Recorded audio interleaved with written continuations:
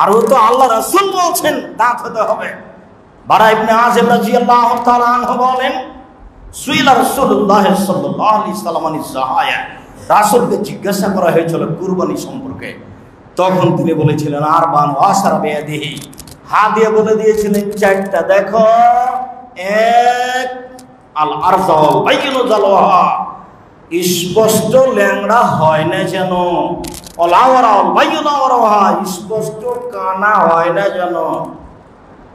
দুই, তিন অল মারিদাতুল বাইয়িনু মারাদুহা, স্পষ্ট রোগা হয় না যেন। চার আজিলাতুন কি, গায়ে গোস্ত থাকে না এমন হয় না যেন। ওইদিকে দাঁত হতে হবে এক। দুই, স্পষ্ট রোগা হয় না যেন।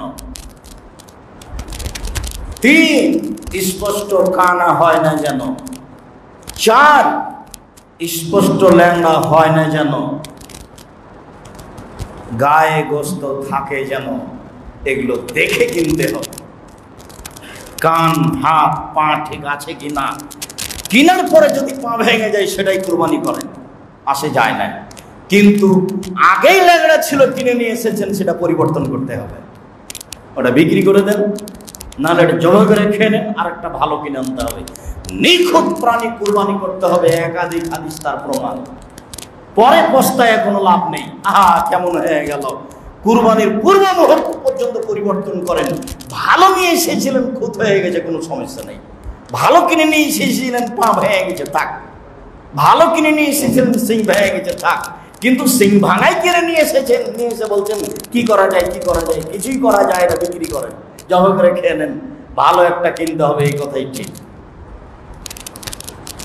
এগুলো রাসূল সাল্লাল্লাহু আলাইহি সাল্লাম ভালোভাবে দেখতে বললেন। কুরবানি, কুরবানি বুঝলাম, নিখুঁত প্রাণী, ভালো কুরবানি কিনতে হবে। বেশি টাকা আছে, উট কুরবানি করুন, রাজস্থান থেকে নিয়ে এসে, সবচেয়ে ভালো। টাকা কম আছে, গরু কুরবানি করেন। তার চেয়ে টাকা কম আছে, খাসি কুরবানি করেন। তার চেয়ে টাকা কম আছে, ছাগি কুরবানি করেন। তার চেয়ে টাকা কম আছে, ভেড়া ভাড়ি কুরবানি করেন। আজও একটা ভাগাতে যত টাকা লাগে, ওই টাকা দিয়ে অন্তত 3টে ভেড়া কিনে পাওয়া যাবে। নেকির আশায় কুরবানি করেন, গোস্তের আশায় নয়, ভালো হবে। আল্লাহ তো অন্তর্যামী। 7 ভাগের কথা তো আমি না করিনি, 7 ভাগটা হাদিসেই আছে। জাবের রাদিয়াল্লাহু তাআলা আনহু বলেন, রাসূল সাল্লাল্লাহু আলাইহি সাল্লাম বলেছেন, আল বাকারাতুন সাবাতুন আল জাজুরান সাবা, উট 7, গরু 7 জনের পক্ষ থেকে, উট 7 জনের পক্ষ থেকে। আব্দুল্লাহ ইবনে আব্বাস রাদিয়াল্লাহু তাআলা আনহু বলেন, কুন্না মান নবী সাল্লাল্লাহু আলাইহি সাল্লাম ফি সাফারিন ফাহাজাল আজহা, আমরা একদা রাসূলের সাথে সফরে ছিলাম, কুরবানির সময় চলে আসলো। ফাস্তারাকনা ফিল বাইরি আসারাতুন, আমরা উটে অংশগ্রহণ করলাম 10 জন। অফিল বাকারা সাবা, আর আমরা গরুতে অংশগ্রহণ করলাম 7 জন। 7 পরিবারের পক্ষ থেকে একটি গরু কুরবানি করতে হবে। আমার 33 বছরের অভিজ্ঞতায় কোনোদিন আসেনি। যত তদন্ত চালিয়েছি তত নাকচ বেড়ে হয়েছে। তার একটা হয়েছে ইমাম মালিক রাহিমাহুল্লাহ খুব জোরালোভাবে বলেছেন, 7 ভাগে কুরবানি চলবে না।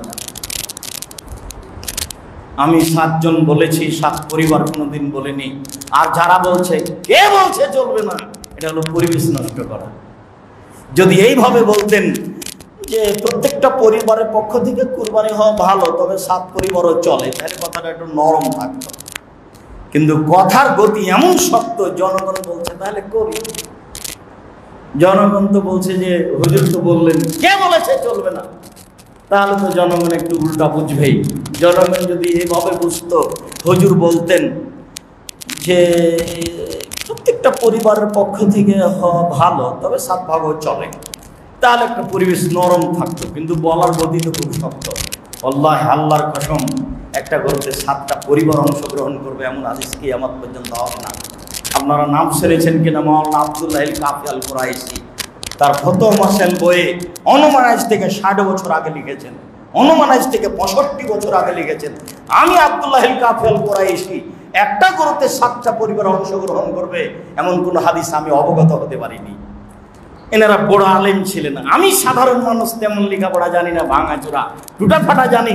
আমি 33 বছর থেকে গবেষণা চালাচ্ছি, কলমে ফতুয়া লিখি, 97 সাল থেকে কলমে ফতুয়া লিখি। আমার এই তদন্তে কোনোদিন একটা গরুতে 7টা পরিবার অংশগ্রহণ করতে পারবে এমন কোন হাদিস অবগত আমি হতে পারি। তবে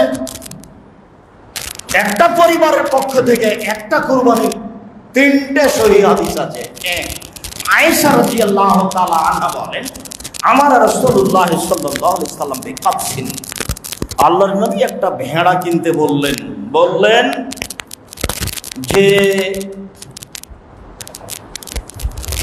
এনজুরু ফি সাওয়াদিন ওয়া ইয়াবরুকু ফি সাওয়াদিন ওয়া ইয়ামসি ফি সাওয়াদিন। শোনো, ভেড়া কেন কিনো? কালোতে হাঁটে, কালোতে খায়, কালোতে দেখে। তাহলে কালো প্রাণীর মধ্যে কি রহস্য আছে তা বিজ্ঞানগণ চিন্তা করতে পারে না। তবে বলেন যে মনে হয় গোস্ত স্বাদ হতে পারে, হতেও পারে। তিনি বললেন ভেড়া কিনো, কালোতে খায়, কালোতে হাঁটে, কালোতে শয়। কালোতে খায়, মুখ কালো, কালোতে শয়, পেট কালো, কালোতে হাঁটে, পা কালো। এটা তিনি বললেন। ফৌতিয়া দেহি রিজাইয়া দেহি, নিয়ে আসা হলো তার কুরবানির জন্য। তিনি বললেন, আয়েশা হালবিল মুদওয়া সাজিহা, আয়েশা ছুরি নিয়ে আসো। তুমি পাথরের মাধ্যমে ছুরিটা ধারালো করে নিয়ে আসো। স্ত্রীর নাম ধরে কাজে বললেন, আয়েশা এক গ্লাস পানি দাও। নিজে নিজে পানি ঢেলে নেবেন না, নাহলে স্ত্রী মনে করবে আমার উপরে রাগ করেছে, সেই জন্য বলেন। কাজ স্ত্রীর নাম ধরে বলবেন, স্ত্রীও আপনার নাম ধরে বলতে পারে, মন খারাপ করবেন না। ওই যে একটু আগে ইব্রাহিম আলাইহিস সালামের স্ত্রী বলছেন, আইনা তাজাবি ইব্রাহিম, ইব্রাহিম আপনি কোথায় যাচ্ছেন, আমাকে বলছেন না কেন কিছু? ওই যে দেখেন পৃথিবীর কত বড় মানুষ, তার নাম ধরে তার স্ত্রী বলছে, কোথায় যাচ্ছেন আপনি? আর এইখানে আল্লাহ রাসূল বলছেন, আয়েশা ছুরি নিয়ে আসো, ধারালো করে নিয়ে আসো। কত নেবেন আয়েশা? ওই যে মসজিদ থেকে চাটাইটা নিয়ে আসো। আমি যা ঋতুবতী, আর তাতে কি আছে, হায় কি তোমার হাতে লেগে আছে নাকি? যাও নিয়ে আসো। নাম ধরে বলবেন, তাহলে ভালোবাসা বাড়বে। আর আদেশ করবেন, ভালোবাসা বাড়বে। মারবেন কম, গালি দিবেন কম, নিন্দা করবেন কম, বদনাম করবেন কম, শান্তি পাবেন বেশি। তাদেরকে সৃষ্টি করা হয়েছে শান্তি তৃপ্তির জন্যই, আর আপনার কারণে সেটা কমে গেছে। ভালোভাবে তাকে আদর করার চেষ্টা করেন, আপনার যা প্রয়োজন তাও মেটাবে, প্রস্তুত আছে ইনশাআল্লাহ। সম্মানিত মসজিদের মুসল্লি, বলছিলাম রাসূল সাল্লাল্লাহু আলাইহি ওয়াসাল্লাম বললেন, আয়েশা সেটাকে করলেন, তার হাতে দেওয়া হলো। এবার তিনি বলছেন, ফাখাজাওয়া কাদাল কাবসা, ছুরিটা নিলেন, ভেড়াটা নিলেন, ফাজাহু, এবার ফেলে দিলেন। ফেলে দিয়ে নিজেই ফেলে দিলেন। নিজে ফেলে দিয়ে বলছেন, বুখারী অন্য হাদিসে, পাটা তার চলের উপরে চাপিয়ে দিলেন, নিজে ফেলে দিয়ে বলছেন, আল্লাহুম্মা, এটাই পদ্ধতি কুরবানির, আল্লাহুম্মা, হে আল্লাহ, তাকাব্বাল মিন মুহাম্মদ, কবুল করো মুহাম্মাদের পক্ষ থেকে, ওয়ালে মুহাম্মদ, মুহাম্মাদের পরিবারের পক্ষ থেকে, বিসমিল্লাহ, আল্লাহু আকবার, আল্লাহর নামে, আল্লাহ সবচেয়ে বড়। এলো পদ্ধতি। শুরু করবেন, ফেলে দিয়ে বলবেন, আল্লাহুম্মা তাকাব্বাল মিন মুহাম্মদ, আপনার নামটাই বলেন। আর আরবি না পড়লে, আল্লাহ আমার পক্ষ থেকে, আমার পরিবার পক্ষ থেকে কবুল করো, বিসমিল্লাহ। ফেলে দিয়ে দুইজন মিলে ধরে আছে, আপনি ছুরিটি নিয়ে বলেন, আল্লাহ আমার পক্ষ থেকে, আমার পরিবারের পক্ষ থেকে কবুল করো, বিসমিল্লাহ। এরপরে মেখমুল সোলাইম বলছেন যে আমরা বিদায় হজের সময় আরাফার মাঠে রাসূলের পাশে দাঁড়িয়েছিলাম। তিনি বক্তব্যের এক পর্যায়ে বললেন, ইয়া আইয়ুহান নাস আলা কুল্লি আহলি বাইতিন ফি কুল্লি আমিন উযিয়া, জনগণ শুনে রাখো, প্রত্যেক পরিবারের পক্ষ থেকে প্রতি বছর একটি করে কুরবানি করতে হবে। জনগণ শুনে রেখো, প্রত্যেক পরিবারের পক্ষ থেকে প্রতি বছর একটি করে কুরবানি করতে হবে। এটা দেখেন, আদেশ পরিবারের পক্ষ থেকে একটা। আইয়ুব আনসারী রাদিয়াল্লাহু আতা ইবনে আব্দুর রহমান বলেন যে আমরা আইয়ুব আনসারীকে জিজ্ঞাসা করলাম, কাইফা কানাতিস যাহায়া ফি আহাদ রাসূলুল্লাহ সাল্লাল্লাহু আলাইহি ওয়াসাল্লাম, আচ্ছা রাসূলের যুগে কুরবানি কিভাবে হতো একটু বলবেন? তখন বলছেন, হ্যাঁ, কানা রাজুলুন ইজাহি আনহু বিশাতে ওয়ান আহলে বাইতিহি পরিবারের পক্ষ থেকে, ব্যক্তির পক্ষ থেকে রাসূলের যুগে একটা ছাগল ভেড়া কুরবানি করত, হয়তো মনে করো না, খাওয়াতো খেত। রাসূলের যুগে পরিবারের পক্ষ থেকে, ব্যক্তির পক্ষ থেকে একটা ভেড়া কুরবানি করত, খেত খাওয়াতো। তাহলে 3টি হাদিস সহি থাকলো, পরিবারের পক্ষ থেকে একটি প্রাণী কুরবানি হতে হবে। শতটা করেন। রাসূল সাল্লাল্লাহু আলাইহি সাল্লাম বিদায় হজে 100টি গরু কুরবানি করেছিলেন। 63টি গরু নিজ হাতে এক টানা জবে করেছিলেন। তারপরে বলেন, আলী এগুলি নাও, বাকি তুমি করো। আলী শোনো, চামড়া গোশত ফকির মিসকিনকে বন্টন করে দাও, আর যারা জবে করছে ওদের পারিশ্রমিক দাও, ওদের গোশত দিবা না। হাদিস বুখারী মুসলিম। পারিশ্রমিককে যে কাজ করছে তাকে টাকা দিতে হবে, গোশত নয়। আর যদি গোশত দিতে হয় অসহায় মনে করে, সেটা ভিন্ন জিনিস। ও কাজ করেছে সেজন্য নয়, কাজ করেছে টাকা দিন, আর অসহায় হিসাবে আবার গোশত দিন। কথা বুঝাতে পারলাম না? গরিব মানুষ কাজ করেছে, টাকা দেন না, টাকা দেন, আর গোশত দিবেন অসহায় হিসাবে। এই কাজের বিনিময়ে নেই, কাজের বিনিময়ে টাকা দিতে হবে। একটাই মানুষ, তাকে টাকা দেন, গোশত দেন, এটাই ঠিক। এবার আব্দুর রাজ্জাক সাহেব কথার শেষে চলে আসি। তা তো বুঝলাম পরিবারের পক্ষ থেকে একটি পশু কুরবানি করতে হবে, একাধিক করি, যেহেতু আল্লাহকে সন্তুষ্ট করা প্রয়োজন। একাধিক করেন, এটাই ঠিক। 5টা 10টা কুরবানি করেন, সারা বছরে যায় নেকি করেছেন তা একবারে এই সময়তে তার চেয়ে বেশি করে নেন। আর কুরবানির মস্ত ভিন্ন। রাসূল সাল্লাল্লাহু আলাইহি সাল্লাম বলছেন যে কুরবানির প্রথম 10 দিন এত উত্তম যে এমন কোনো দিন পৃথিবীতে নাই যেটা এটার চেয়ে উত্তম হতে পারে। তখন সাহাবীগণ বললেন, তাহলে জিহাদও নয়? সাহাবীগণ কিন্তু বললেন না যে লাইলাতুল কদরও নয়, এ কথা বলেননি। সাহাবীগণ বললেন যে রমজানের শেষ 10 দিনও নয়, এ কথা বলেননি। সাহাবীগণ বললেন না যে রমজান মাসও নয়, এ কথা বলেননি। সাহাবীগণ বললেন না এই উত্তরে, যখন তিনি বললেন, শোনো, যুলহিজ্জার প্রথম 10 দিন আল্লাহর নিকটে সবচেয়ে উত্তম দিন, তখন সাহাবীগণ বলছেন যে তাহলে জিহাদ নয়? আল আমালুস সালিহ আহাব্বু ইলাল্লাহ, সৎ আমল এই 10 দিনে আল্লাহর কাছে যত প্রিয়, কোন দিনে আমল হিসেবে আল্লাহর কাছে তত প্রিয় আমল নেই। তো সাহাবীগণ বললেন না যে লাইলাতুল কদরের আমলও নয়, এ কথা বলেননি। রমজান মাসও নয়, এ কথা বলেননি। সাহাবীগণ বলেছেন যে জিহাদও নয়, মানে জিহাদ তো ভিন্ন জিনিস, মরলেই জান্নাত। তখন সাহাবীগণ, আল্লাহ রাসূল বলছেন, না, জিহাদও নয়। হ্যাঁ, তবে যে লোকটা জিহাদে নেমেছে, মালডাল নিয়ে সবই গেছে, মরে গেছে, মালডাল নাই, কিছু নাই, লোকটাও নাই, হ্যাঁ, এইটা বলা যেতে পারে যে ভালো, তাছাড়া কোনো পথ নেই। এখন আমরা প্রথম 10 দিনে কি করব? একটানা 9 দিন পর্যন্ত সিয়াম থাকবেন। 1 2 একটানা 9 দিন চালিয়ে যাবেন। সুবহানাল্লাহ, আলহামদুলিল্লাহ, আল্লাহু আকবার, আল্লাহু আকবার, লা ইলাহা ইল্লাল্লাহ, আল্লাহু আকবার, আল্লাহু আকবার, ওয়ালিল্লাহিল হামদ। একটানা 9 দিন যাবত, 10 দিন যাবত, 13 দিন যাবত চালিয়ে যাবেন। কুরবানির পরে 3 দিন আল্লাহু আকবার, আল্লাহু আকবার। 3 দান খায়রাত। ভালো আমল, কি ভালো আমল করব? 1 নম্বরে ভালো আমল হলো সিয়াম, 2 নম্বরে ভালো আমল হলো তাসবিহ তাহলিল জিকির আজকার, 3 নম্বরে ভালো আমল কি বললাম? দান, দান খায়রাত। এইটা মনে রাখবেন। তো এই দিনগুলো খুব দামি, তো বেশি কুরবানি করেন 10 তারিখে, তাহলে আরো ভালো হলো। এমনি তো কুরবানি বড়, যার কারণে এই দিন বেশি হয়ে গেছে, দামি। এই 10 দিনে আছে হজ, এই জন্য দামি। এই 10 দিনে আছে আরাফার মাঠ, এই জন্য দামি। এই 10 দিনে আছে কুরবানি, এই জন্য দামি। রমজান মাসের চেয়ে বেশি দাম। কয়েকটা জিনিস এই 10 দিনে আছে, আছে হজ, আছে কুরবানি, আছে আরাফার মাঠ, আছে আরাফার সিয়াম। এই কয়েকটা মিলে এটা খুব বেশি দামি হয়ে গেছে। বেশি কুরবানি করেন, করাই ভালো। ফকির মিসকিনকে দিয়ে দেন, দেওয়াই ভালো। আচ্ছা, শেষে ভাগে চলে আসি। ভাগ 3 ভাগ করতে হবে কুরবানির গোশত, এমন কথা রাসূল সাল্লাল্লাহু আলাইহি ওয়াসাল্লাম বলেননি।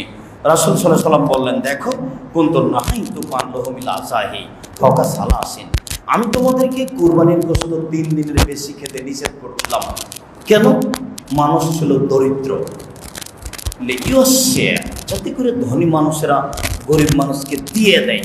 3 দিন পরে তো খেতেই পারবো না, ফেলেই দিতে হবে, তাহলে দিয়েই দিই, সেই জন্যই আদেশ করেছিলাম। এখন ফাকুলু মা বাদালাকুম, খাও, যতদিন পারো ততদিন খাও। তখন মানুষ মনে করেছে তাহলে সামনে কুরবানি পর্যন্ত খাবো, তাই রেখে দিয়েছে। তাহলে তো আল্লাহ তো অন্তর জানছে, এভাবে করতে হবে না। তাহলে করতে হবে কিভাবে? বিভিন্ন এলাকাতে বিভিন্ন নিয়ম আছে, আসলে এগুলো একটাও ঠিক নয়। একটাই হলো এটাই নিয়ম, গরিব মানুষ বেশি আছে বেশি দিয়ে দেন, কম রাখেন। গরিব মানুষ কম আছে তাহলে বেশি রেখে দেন, কম দেন। পরিস্থিতি অনুপাতে দিতে হবে, এটা আল্লাহ রাসূল বললেন। তিনি বললেন, খাও যেমন ভালো লাগে, অতে মুআদ্দা খেরো, দেও জমা রাখো, খাও দেও জমা রাখো। এই হলো 3টে। হিসাব করে খাবেন, হিসাব করে দিবেন, নিজের বিবেচনা অন্যের কাছে দিবেন না, এটাই হবে সবচেয়ে ভালো। সম্মানিত দিনী ভাই বোন, বলছিলাম বৈধ পয়সা দিয়ে আল্লাহকে সন্তুষ্ট করার জন্য কুরবানি করুন। তারপরে সাধারণত যা বলে থাকি, বলতে যাচ্ছি এই জন্য যে আসলে আপনার ভালোবাসা আমি দেখতে চাই। একাধিক দিন বলছি, আপনি মনে কষ্ট নেবেন না। আপনি জামিয়া সালাফিয়ার একজন নিজে সদস্য মনে করাতে আপনি নিজেকে সংকীর্ণতা মনে করেন নাকি, যে আমি মনে হয় কোনো ভুল পথে আসলাম নাকি, এমনটা আপনার মনে হয় নাকি? যেন হয় না, একথা আমি বলছি। আপনি জামিয়া সালাফের জন্য একবার যদি বলেন, আল্লাহ তুমি জামিয়া সালাফিকে কবুল করো, তারপর কি আপনি মনে বলে আপনার যে আমি কি ভুলই করলাম নাকি? এমনটা কি মনে বলে নাকি? জামিয়া সালাফে 10টা টাকা দেওয়ার পরে কি আপনার মনে বলে যে আমি কি ভুলই করলাম নাকি? এমনটা কি মনে বলে? আল্লাহর কসম, আমি আব্দুর রাজ্জাক বিন ইউসুফ, আমি আপনার কাছের ভাই। আপনি যদি জামিয়া সালাফের জন্য একবার বলেন যে আল্লাহ তুমি জামিয়া সালাফিকে কবুল করো, এতে আপনি ক্ষতিগ্রস্ত হবেন না। আমি আপনার দিনী ভাই আপনাকে বলছি, এই কথার পিছনে আমার কোনো স্বার্থ নেই। জামিয়া সালাফি কীভাবে চালাবে সেটা আল্লাহ ভালো জানেন, তবে মানুষকে দিয়ে চালাবে, সেই জন্য আপনাকে আমি বলছি। জামিয়া সালাফের একটি গুরুত্বপূর্ণ শাখা হচ্ছে আদ-দাওয়া ইলাল্লাহ। আদ-দাওয়া ইলাল্লাহর এদের সদস্যদের 1 নম্বর কাজ, এদেশের মাটিতে তারা 15 মক্তব চালু করবে। উত্তরবঙ্গে প্রায় তারা 300টি মক্তব চালু করেছে। আদ-দাওয়া ইলাল্লাহর 2 নম্বর কাজ, তারা এদেশের মাটিতে মসজিদ ভিত্তিক দাওয়াত দিবে। বর্তমান যে আমরা দাওয়াত দিচ্ছি তাতে কিছু সময় আছে, তাতে কিছু স্বার্থ আছে, যেটা আমরা বুঝতে পারছি। তাই স্বার্থ ছাড়াই আল্লাহকে সন্তুষ্ট করার জন্য তারা দ্বিতীয় যেটা পদক্ষেপ নিয়েছে, মসজিদ ভিত্তিক এদেশে দাওয়াত দিবে। তৃতীয়, তারা দিনের স্বার্থে, আকীদা আদর্শের স্বার্থে ফেরি বই বিতরণ করবে। চতুর্থ, আদ-দাওয়া ইলাল্লাহর সদস্যরা চাই আমরা অসহায় মানুষের পাশে দাঁড়াবো। তারা দাঁড়িয়ে আসছে দীর্ঘদিন থেকে। তারা 2020 সালের করোনা ভাইরাসকে লক্ষ্য করে ফ্রি অক্সিজেন বিতরণ করছিল, তা আপনাদের জানা আছে। তারা হঠাৎ করে ওই যে চট্টগ্রাম সীতাকুণ্ডে দুর্ঘটনা ঘটলো, তারা ওখানে গিয়ে দেখলাম কয়েকদিন থাকলো, অসহায় মানুষকে মেডিকেলে নিয়ে গেল, তারা সর্বদাই কাজে ব্যস্ত থাকলো। তারা অসহায় মানুষের পাশে দাঁড়ায় মর্মে, তারা বন্যা কবলিত এলাকায় যায়। এই বছরই তারা 3বার সিলেট গেছে। তারা সিলেটে এখনও অবস্থান করছে। হাজার হাজার পরিবারে তারা অর্থ সম্পদ সহযোগিতা করার প্রাণপণে চেষ্টা করছে। এই জন্য আপনাদের কাছে ভিক্ষের কথা বলছে। তাদের নিজস্ব কোনো অর্থ সম্পদ নেই। আমি সাধারণ ফকির মানুষ, আমার কাছে কোনো টাকা পয়সা নেই, শুধু খালি আমি মুখে বলে আসছি। যেটা আমি বলছি আল্লাহর উপরে ভরসা করে বলছি, আমি সেটাতে সফল হব ইনশাআল্লাহ। আগামী শনি রবিবারে বাইতুল হাম জামে মসজিদের পাইলিং কাজ শুরু হবে। 200 শতক জমির উপরে কত টাকা খরচ হবে এগুলো আমাকে টেনশনে ফেলবেন না, কাজ হবে ইনশাআল্লাহ। এই কথা আপনার খালি মুখের দোয়া, আল্লাহ তুমি বাইতুল হাম জামে মসজিদ কবুল করো, এইটুকু আমি আপনাকে অনুরোধ জানাচ্ছি।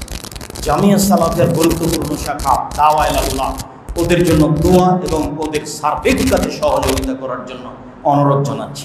ব্যক্তিগত হিসাবে আপনি এই মসজিদের সদস্য হিসাবে, মুসল্লি হিসাবে কতটুকু আগাবেন। আমি যদি মনে করি যে আপনি জামিয়া সালাফের সদস্য হিসাবে শরীরুল্লাহ মসজিদের মুসল্লি আগান, তাহলে সবচেয়ে ভালো হবে। এতে আপনি শান্তি পাবেন, তৃপ্তি পাবেন। ওদের কাজে অংশগ্রহণ করেন, তারা হাজার হাজার পরিবারের পাশে দাঁড়াচ্ছে। কোথা থেকে কোথায় যাচ্ছে, জামালগঞ্জ পল্লী এলাকায় নৌকা নিয়ে চলে যাচ্ছে। আমি বাস্তব তার কিছু অংশ গ্রহণ করেছি, তা আপনারা দেখেছেন। কাজেই আপনাকে আমরা ওই আবদার সদস্যকে আন্তরিকভাবে সহযোগিতা করার জন্য অনুরোধ জানাচ্ছি। দাওয়া এলাকার একটি গুরুত্বপূর্ণ কাজ, জামিয়া সালাফের একটি গুরুত্বপূর্ণ শাখা আল ইতিসাম, অনলাইন আল ইতিসাম টিভি এবং বই পুস্তক। আমি জানি না, আমার আশা অনুযায়ী আপনাকে বলছি, আপনারা প্রত্যেকেই মাসিক আল ইতিসাম পত্রিকা নেন বলে আমার আশা। যদি না নেওয়া হয়ে থাকে তাহলে ভালোবাসায় ঘাটতি আছে, আমি এই কথাই বলছি। জামিয়া সালাফের যত বই পুস্তক আছে সবটার সাথে আপনার ভালোবাসা থাকতে হবে। আল্লাহর কসমিতে কোনো স্বার্থ নেই। 12 জন মুফতি ফতোয়া লিখে মাসিক আল ইতিসাম পত্রিকার 12 জন দেশ বিদেশের বড় বড় মুহাদ্দিস, যারা এদেশের শীর্ষস্থানীয় মুহাদ্দিস, এক একজনের বয়স 70, 80, 85 বছর বয়সের মতো সদস্য আছে ফতোয়া বোর্ডে। বিদেশের আলেম আছে, দেশের আলেম আছে। মাসিক আল ইতিসাম পত্রিকা মানুষের সামনে উপযুক্ত পত্রিকা হিসেবে পেশ করতে চাই। 50টা প্রশ্নের উত্তর দিয়ে জামিয়া সালাফের মুখপাত্র, এটাকে গ্রহণ করুন। আমি আপনার দিনী ভাই জামিয়া সালাফের সার্বিক কাজে অংশগ্রহণ করার জন্য অনুরোধ জানিয়ে এবং আন্তরিকভাবে তাদের সার্বিক কাজে দোয়া করে আল্লাহকে সন্তুষ্ট করার জন্য অনুরোধ জানিয়ে বৈধ পয়সা দিয়ে কুরবানি করার অনুরোধ জানাচ্ছি। কুরবানি করে আল্লাহকে সন্তুষ্ট করতে চাই। আল্লাহ আমাদের যারা মারা গেছে, তুমি তাদের কবর শাস্তি মাফ করো।